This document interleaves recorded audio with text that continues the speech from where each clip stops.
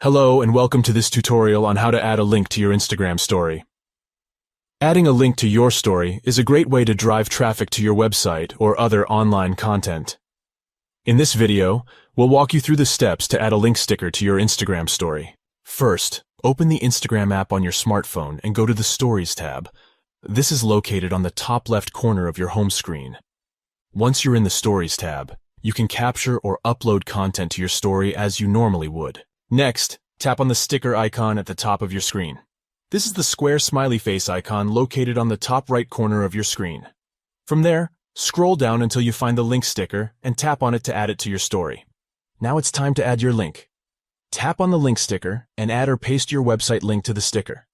Once you've added your link, tap on the Done button to save it. Place the link sticker on your story by dragging it to the desired location.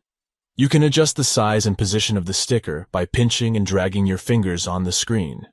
If you'd like, you can also customize the color of the link sticker by tapping on it and selecting a different color from the color palette. It's important to note that not all Instagram accounts have access to the link sticker. If you don't see it in your sticker options, you may need to meet certain requirements such as having a certain number of followers or being verified.